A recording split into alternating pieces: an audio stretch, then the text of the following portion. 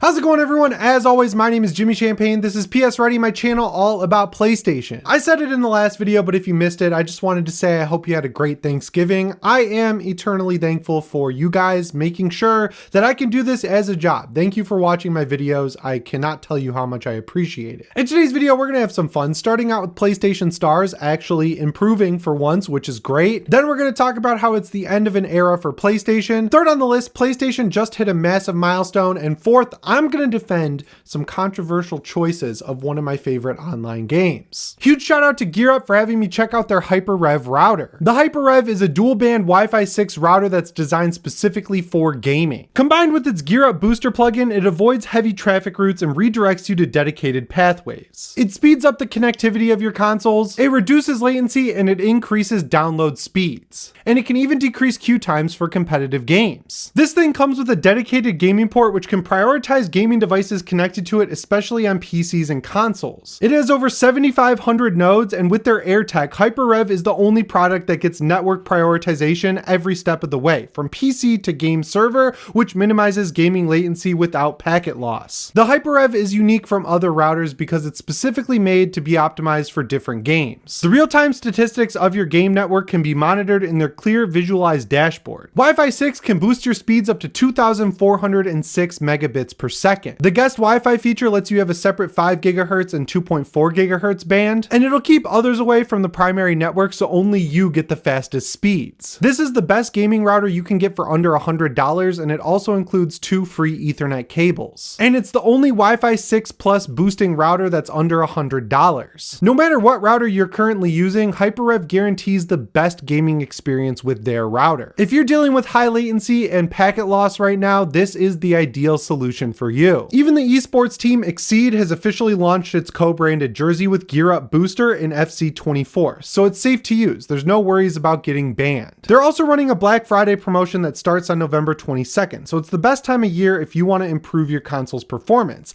I put the link in the description, so make sure to check it out. Once again, huge shout out to GearUp and their HyperRev for sponsoring this video. Before I jump into it, I just want to say thanks for watching all the sponsorships over the past week. If you didn't notice, I pack all my sponsorships into like 1 week throughout the entire year. So I just wanted to say I appreciate that you watch them because it really helps. So let's jump into this first news story here, which is of course about PlayStation Stars. The journey of Stars over the past year has been peaks and valleys, starting out with it going down for a month. We still don't know what happened there. Then they brought it back. Then there was an issue where people who accrued points while it was down by buying digital games didn't get their points. That was never resolved, and there was no make good at all for it going down for an entire month, which still leaves a sour taste in my mouth all these months later. Then of course they got rid of the $5 and $20 rewards coupons, which absolutely sucked. And of course they also added the new rules where you can't use PlayStation Plus subscriptions towards your points anymore, and points expire after a year. So as far as the service goes, it started off mediocre, and now I would just say it's bad. But there is a positive step in the correct direction, because right before the big Black Friday sale kicks off, the $5 rewards are back in the store. So if you've been banking points, like you've gotten a bunch of them stacked up, grab a bunch of those $5 reward coupons, because you can use those across the entire PlayStation store to pick up some games. Like, they stack. So if you get like $20 worth of rewards through $5 increments, they'll stack up, and then you'll just have $20 in your PlayStation wallet. And a lot of good games are on sale. I covered them earlier in the week. There's still no word on what's going on with the $20 rewards, but the fact that the $5 ones are back leads me to believe that this was not an intentional choice by Sony, and that it was a similar bug to whatever took down the service as a whole for like entire month earlier in the year. They got to figure out what's going on. I don't understand how you build a rewards program and it doesn't function. Whether it's Chipotle, Starbucks, or Jersey Mike's, basically the Rolodex of places I go after the gym throughout the week, they all have rewards programs that function correctly. And my Starbucks, it's a total crapshoot on whether or not their interior is open. Sometimes the drive-thru is the only thing that's open. Sometimes the cafe is the only thing that's open. And it's a total crapshoot on if my Chipotle has meat or not. So even those companies which can't figure out how to run their freaking restaurant correctly, they're able to figure out their rewards programs. But no, Sony, the company selling a $500 and $700 console, it's apparently too difficult of a task to just get this working correctly. It really bummed me out when these rewards went away, because if you didn't hear my thoughts on it at the time, this is what I use to buy microtransactions. I buy skins for Diablo, I buy skins for Call of Duty with my rewards credit, because I don't want to spend real money money on stuff that's going to go away. Like that situation we saw with The Crew earlier this year. If you bought that game for $60 and bought DLC for it, well, too bad. All that stuff is going away. They just deleted the game from existence in its entirety. So too bad. You spent full price on a game. We're not going to refund you, even though we're taking away the game. I don't want to live through that with all these other games like Diablo and Call of Duty that are online only. So I don't spend real money on skins. I use my PlayStation rewards credit. And yeah, I wish they would bring back the $20 coupon, but in the meantime, if you have a lot of points banked up, use them now, get your $5 credits for the autumn sale because of course they're going to expire after a year, which really sucks. Anyway, that brings me to the second news story here, which is that it's an end of an era for PlayStation. If you didn't hear the news, after 30 years, Shuhei Yoshida is retiring. And this one, it really cuts deep for me, someone who's been in the media sphere with PlayStation, covering everything about them for the better part of a decade at this point. Like I know PSReady is only 3 or 4 years old, but I've had websites, I've written for IGN, and everything I've always covered was surrounding PlayStation. And throughout that time, Shuhei Yoshida was like a golden idol at PlayStation. This dude really could do no wrong in my eyes, because if you don't know what he did, we'll go way back to the beginning. He's been there since the very beginning of PlayStation. He was hired for the first non-technical role, and what he would do is he would go to Japanese studios and sign their games to the PlayStation console. And after that, he basically had the job that Herman Hulst was doing before he became CEO, before Herman Hulst became that role. So what he would do is sign games to PlayStation. He would oversee the first parties. And for me, that was the golden era of PlayStation. That was when we got stuff like Uncharted series, we got Infamous, we got SOCOM 4, we got the Infamous series. The list goes on and on, like all the Killzone games of stuff we got under Shuhei Yoshida's leadership. And then weirdly, when the American side of Sony took over, they kind of demoted him a little bit. They put him in a role where he talked to indie studios and signed indie games to Sony, and he did an incredible job there. I follow him on Twitter, and whenever he recommends a new indie game, I will buy it. And 9 times out of 10, most times 10 times out of 10, I will really enjoy that game. He's got excellent taste in games, and he knew what indie games to sign. But it makes sense why he's leaving. He's been there for 30 years. It's time for him to retire from Sony and do something else. And the PlayStation loves indies era over there at Sony is over, right? Like during the PS4 generation and the late PS3 generation,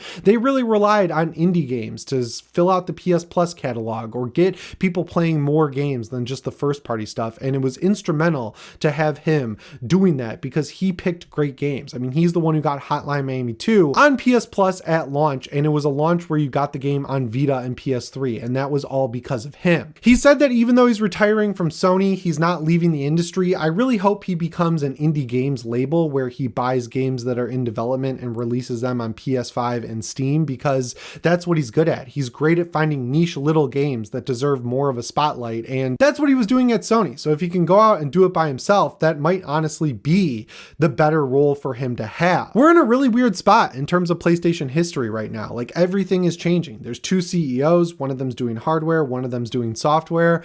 I have a soft spot for Herman Hulst. I mean, he's brought some great games out like the Killzone trilogy, but on the other hand, I don't like how hard he focuses on Horizon between, you know, the remaster of Horizon Zero Dawn, Horizon Forbidden West Complete Edition, Lego Horizon Adventures, the multiplayer Horizon game that's coming out, the online MMO Horizon game. Like that franchise, as solid as it is, does not deserve the amount of money and energy and time that's being put into it. Like it's cool. It's just on par with all the other ones. And there are better franchises at Sony like Infamous, like Killzone, like SOCOM, like Uncharted that I'd love to see more from. But no, we got to focus on Horizon. And also you got to remember, he was instrumental in Concord being this huge franchise at Sony. He really believed in it. He thought it would be Sony's Star Wars, where it would bring out huge games, movies, TV shows, and now it's at the point where that secret level show that has a Concord episode, it's all new characters. So they were clearly setting up the next season or whatever with all these new heroes for the game, and that's just never going to come to fruition because of how hard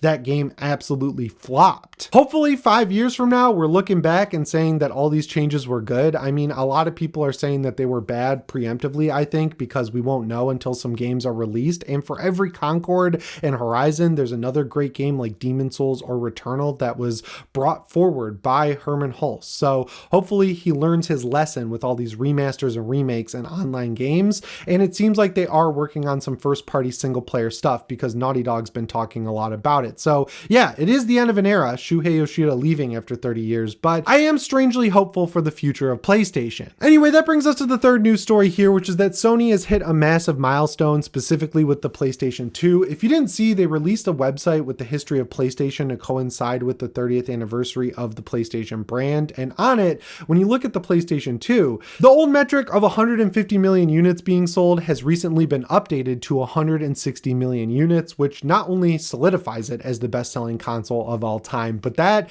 is a direct stab at Nintendo, because if you haven't heard, they're apparently announcing the Switch 2 in January of next year, so 2025, for a March release, which is crazy. That's a 3-month lead up for a brand new console, and reading the tea leaves situation there is that they want to squeeze every last drop of juice out of the regular Nintendo Switch, because they are this close to overtaking the PS2's old metric of 150 million units, but now with 10 million more units added to the list, I don't think they're ever going to do it. I think the PS2 is going to remain the best-selling console of all time, and Sony deserves it. That was the beginning of PlayStation's reign over the entire gaming industry, with stuff like Sly Cooper, Ratchet and Clank, Grand Theft Auto was huge on the PS2, Resident Evil 4, God of War. I mean, the list goes on of incredible franchises that really found their footing on the PlayStation 2. And while PlayStation 3 will always be my favorite PlayStation generation, it's really hard not to see why the PS2 was so successful. The PS5 definitely had a chance to overtake the PS2, but after that big spike at the beginning of the generation, the lack of first-party support and genuinely good games really hurt it. Like, it's still selling really well. It's outselling the PlayStation 4, but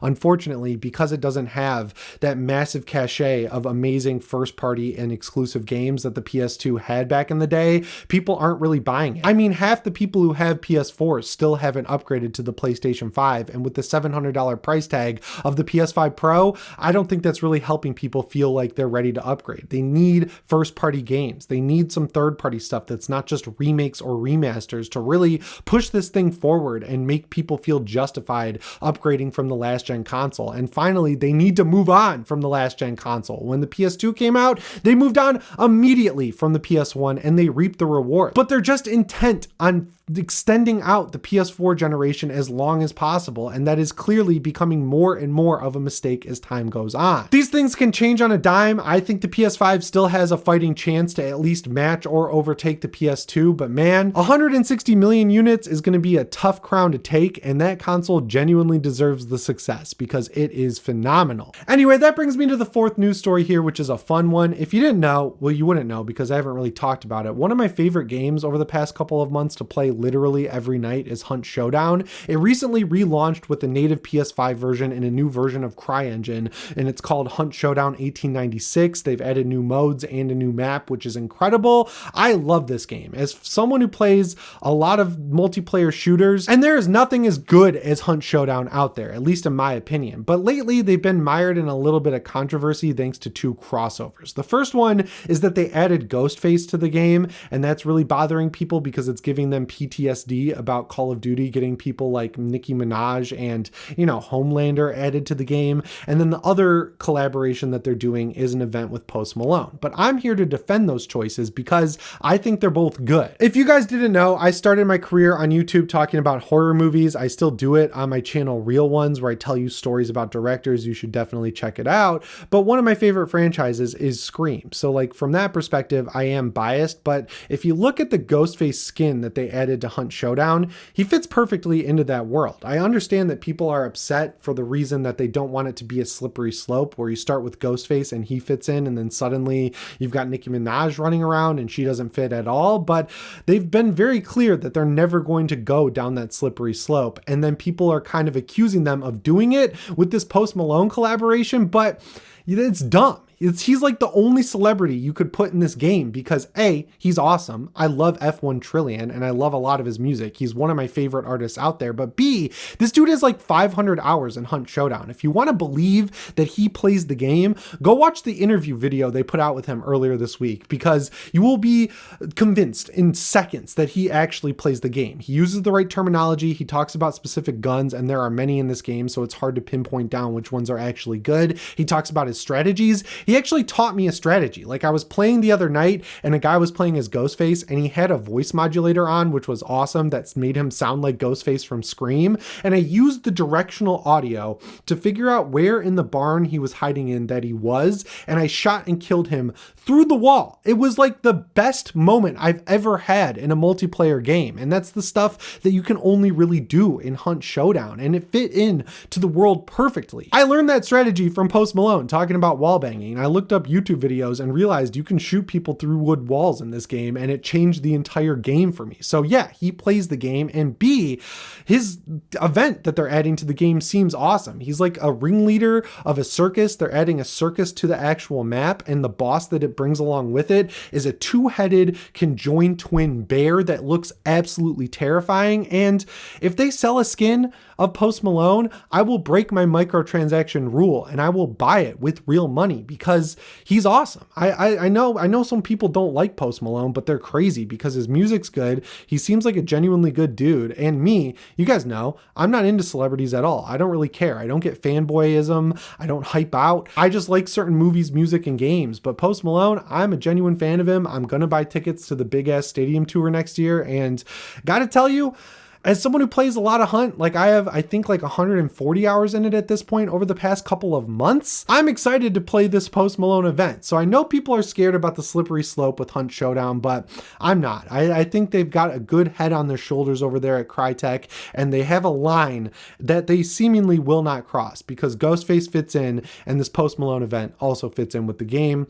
I don't have 5,000 hours in the game, so I'm not an authority, but if you're someone like me who plays it semi-casually or like semi-hardcore, like you're right in the middle of going into it being your only game and playing other stuff, I think these events and crossovers are absolutely fine. But anyway, guys, that's all I've got for you in today's video. Again, thanks for watching the sponsors. I really appreciate it. I hope you had a great Thanksgiving. Let me know what games you picked up on the PlayStation Store sale down in the comments below. As always, my name is Jimmy Champagne. I'll see you in the next one. Thanks for watching and shape on.